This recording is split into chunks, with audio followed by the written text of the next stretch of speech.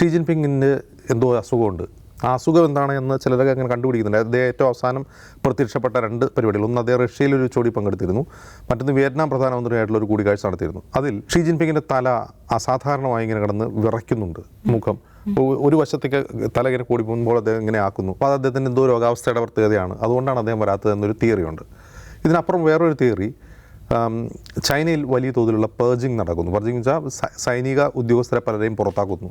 പർജിങ് എന്ന് നമ്മൾ പറയുന്ന പുറത്താക്കലിന് ചിലപ്പോൾ എക്സിക്യൂഷൻ എന്നുകൂടി അർത്ഥമുണ്ട്, ചിലപ്പോൾ കൊന്നുകളയുന്നുണ്ടാവും, നമുക്കറിയില്ല. ഫയർവാളുള്ള സ്ഥലമാണ്, നമ്മളൊന്നും അറിയാൻ പോകുന്നില്ല.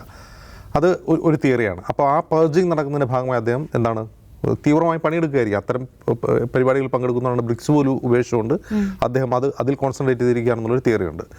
മറ്റൊരു തിയറി, അതാണ് കുറേ കൂടി വിശ്വസനീയമായൊരു തിയറി. ആ തിയറി ഇതാണ്: ഷീ ജിൻപിങ് പടിയിറങ്ങാൻ പോവുകയാണ്. ഇപ്പോൾ 2027 മറ്റുമാണ് അടുത്ത പാർട്ടി കോൺഗ്രസ് എന്ന് തോന്നുന്നു. അപ്പോൾ അതിന് മുന്നോടിയായിട്ടുള്ളൊരു 4th പ്ലീനറി സെഷൻ ഉണ്ട്. ആ പ്ലീനറി സെഷൻ ആകുമ്പോഴേക്കും അദ്ദേഹം തൻ്റെ പിൻഗാമിയെ പ്രഖ്യാപിക്കും.